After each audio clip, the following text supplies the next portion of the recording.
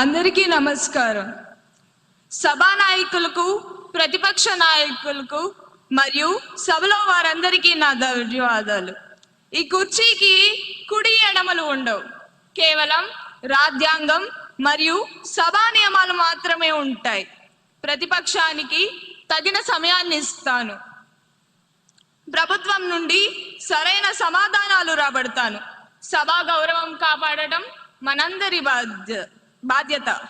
ఇక సమయం వృధా చేయకుండా సభా కార్యక్రమాలను మొదలు పెడదాం.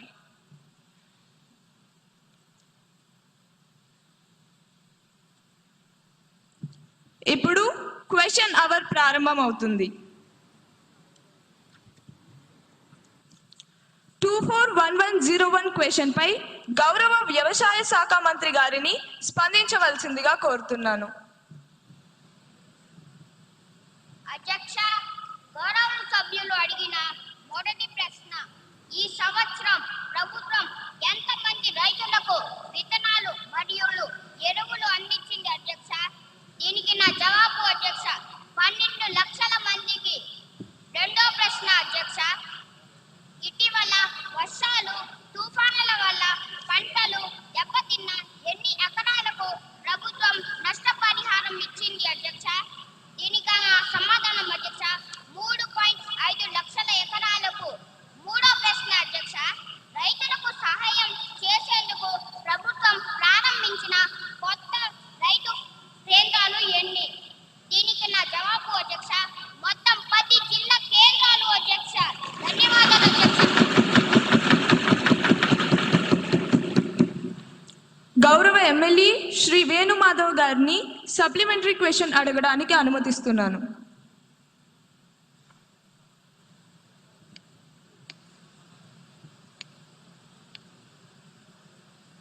అధ్యక్ష, గౌరవనీయులైన మంత్రి గారు 12 లక్షల మంది రైతుల్ని ఆదుకోవడం హర్షించదగ్గ విషయం అధ్యక్ష.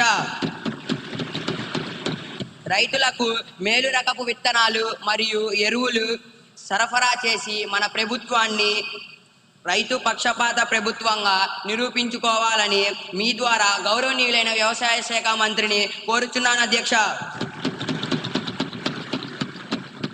రాబోయే రబీ సీజన్లో విత్తనాలు మరియు ఎరువు కొరత లేకుండా మన ప్రభుత్వం ఎటువంటి చర్యలు తీసుకుంటుందో మీ ద్వారా మాకు తెలియజేయగలరని కోరుతున్నాను అధ్యక్ష.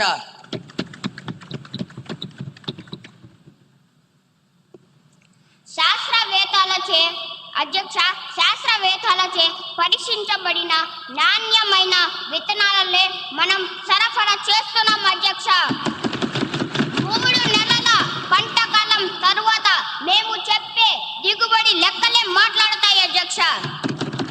విత్తనాలను సకాలంలోనే సరఫరా చేస్తున్నాము అధ్యక్ష. మనది రైతు ప్రభుత్వం అధ్యక్ష అని రైతులే చెప్తున్నారు అధ్యక్ష. రైతులే రాజు కదా అధ్యక్ష.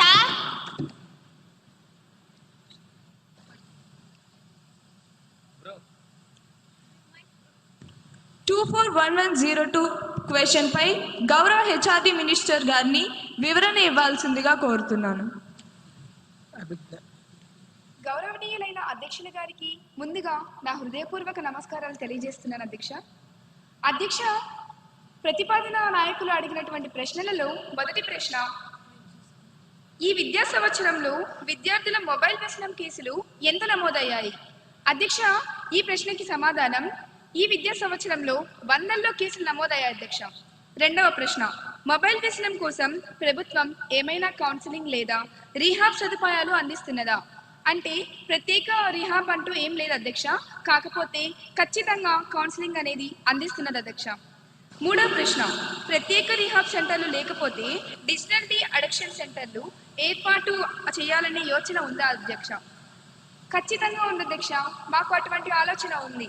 ప్రస్తుతం ప్రభుత్వం పరిశీలిస్తుంది అధ్యక్ష. పైలట్ సెంటర్లు ప్రతిపాదనలో ఉన్నాయి అధ్యక్ష. ధన్యవాదాలు అధ్యక్ష.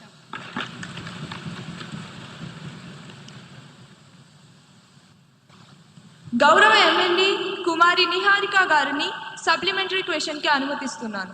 అధ్యక్ష, గౌరవనీయులనే మంత్రి గారు సమాధానం అద్భుతంగా ఉంది. కేసులు 100లో ఉన్నాయట అంటే ఖచ్చితమైన లెక్క లేదా అధ్యక్ష? లేక అది కూడా ఫోన్లో క్యాండీ క్రష్ ఆడుతూ లెక్క పెడతారా? పిల్లలేమో 5G స్పీడ్లో ఫోన్లను అతుక్కుపోతుంటే మీ ప్రభుత్వ చర్యలేమో ఇంకా 2G స్పీడ్లోనే పరిశీలన దశలోనే బఫరింగ్ అవుతున్నాయి అధ్యక్ష.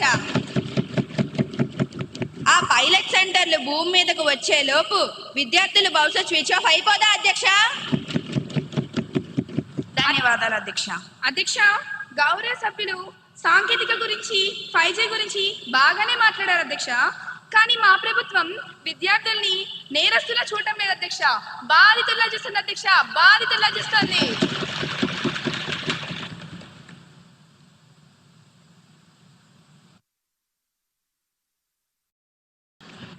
అసలు లెక్కలేవి 100లో అంటే సమాధానమేనా అధ్యక్ష?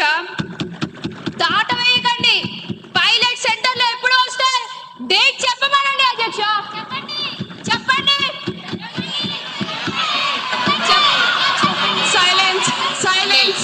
సభ్యులందరూ సభా గౌరవాన్ని కాపాడాలని కోరుతున్నాను. అధ్యక్ష, బాగా వినమనండి అధ్యక్ష. పిల్లల చేతిలో ఫోన్ ఉంటే అది మొబైల్ వ్యసనం అంటారు. దాన్ని సరిచేయొచ్చు, కౌన్సిలింగ్ ఇస్తున్నాం. కానీ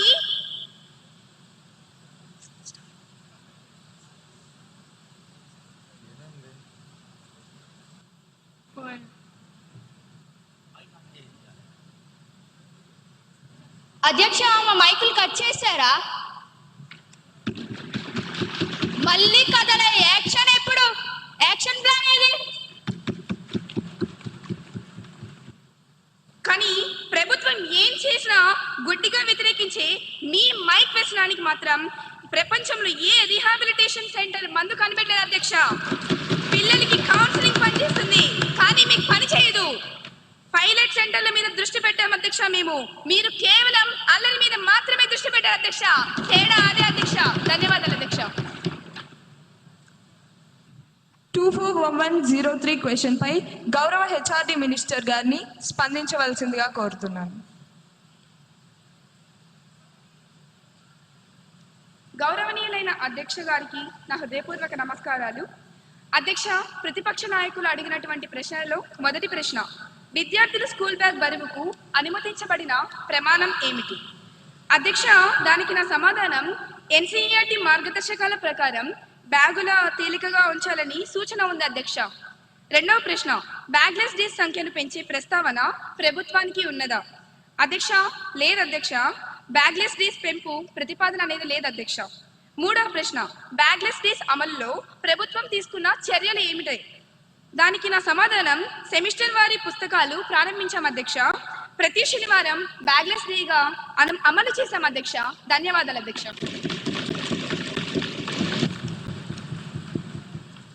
గౌరవ ఎమ్మెల్యే లక్ష్మీ నరసింహ గారిని సప్లిమెంటరీ క్వశ్చన్ కి అనుమతిస్తున్నాను.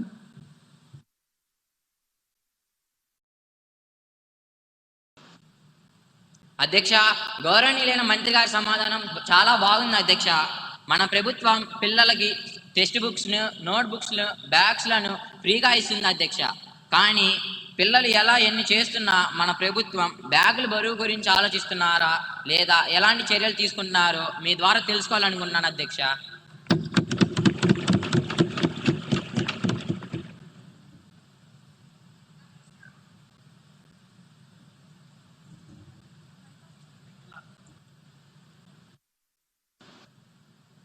అధ్యక్ష, గౌరవ సభ్యులారా, మేము సెమిస్టర్ విధానం తెచ్చాం, సెమిస్టర్ సిస్టమ్ను తెచ్చాం. అంటే సగం పుస్తకాలే ఉంటాయి అధ్యక్ష. కానీ అందులో చివర నో బ్యాక్ డే కూడా తెచ్చాం అధ్యక్ష. ధన్యవాదాలు అధ్యక్ష. 241104 క్వశ్చన్ పై గౌరవ పంచాయతీరాజ్ శాఖ మంత్రి గారిని స్పందించవలసిందిగా కోరుతున్నాను. గౌరవనీయులైన అధ్యక్షుల వారికి నా నమస్కారము. సభాసభ్యులు అడిగిన ప్రశ్నకి నా దగ్గర చక్కటి సమాధానం ఉంది. అడవి తల్లి బాట కార్యక్రమంలో ఎంతమంది గిరిజన టోలీలు కవర్ అయ్యాయి? దీనికి నా సమాధానం, గుర్తించిన గిరిజన టోలీలు 250 మంది. అందులో మొదటి దశలో 100 టోలీలను కవర్ చేశాము. రెండవ ప్రశ్న, ఈ కార్యక్రమం కోసం ఇప్పటి వరకు ఎంత వ్యయం జరిగింది? ఇప్పటి వరకు 1000 కోట్ల వ్యయం చేశాం.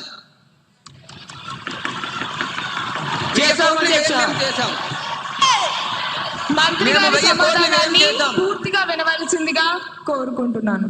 ఇంకా ఎన్ని గిరిజన ప్రాంతాలు కవర్ అవ్వాల్సి ఉంది? మిగిలిన ప్రాంతాలను ఎప్పటిలోగా పూర్తి చేస్తారు? దీనికి నా సమాధానం ఇంకా 150 టోలీలు కవర్ అయ్యాయి. రాబో ఏడాదిలో మేము పూర్తి చేస్తాం అధ్యక్ష. ధన్యవాదాలు.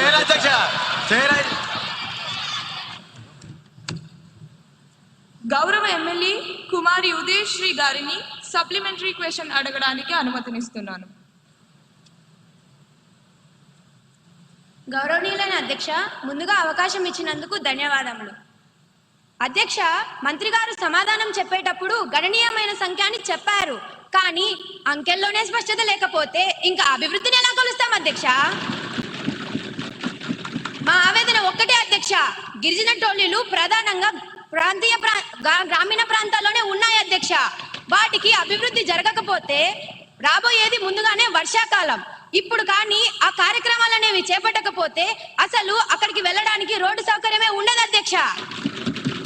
బడ్జెట్ ఉంది అంటున్నారు, మరి పనులు ఎందుకు ఆగిపోయాయి అధ్యక్ష? దయచేసి దశల వారీగా దాటివేయకుండా వచ్చే అయిపోయే ఆర్థిక సంవత్సరం లోపు వీళ్ళు స్పష్టమైన లెక్కలను ఇవ్వగలరా అధ్యక్ష? ధన్యవాదాలు అధ్యక్ష. సభ్యులు అడిగిన ప్రశ్నకి నా దగ్గర చెంపదెబ్బ లాంటి సమాధానం ఉంది. గౌరవ సభ్యులు లేవలెత్తిన పాయింట్ చాలా విలువైనది. నేను అంకెలను దాచదలుచుకోలేదు. నిజమే, కొన్ని తండాలలో అటవీ శాఖ అనుమతులు రావడంలో జప్యం వల్లే పనులు ఆలస్యమయ్యాయి. ఇది వాస్తవం. సభ్యుల ఆందోళన దృష్టిలో ఉంచుకొని సభకు హామీ ఇస్తున్నాను, వచ్చే వారం సంబంధిత అధికారులతో మరియు ఆయా నియోజకవర్గ ఎమ్మెల్యేతో ప్రత్యేక సమీక్ష ఏర్పాటు చేస్తాం. వర్షాలు మొదలయ్యేలోపు పెండింగ్ లో ఉన్న 20 తండాల్లో పనులు ప్రారంభించి మార్చి లోపు పూర్తి చేస్తాం. నిధులు కొరత లేదు, చింతకండ శుద్ధి అంతకన్నా లేదు. ధన్యవాదాలు అధ్యక్షుడు.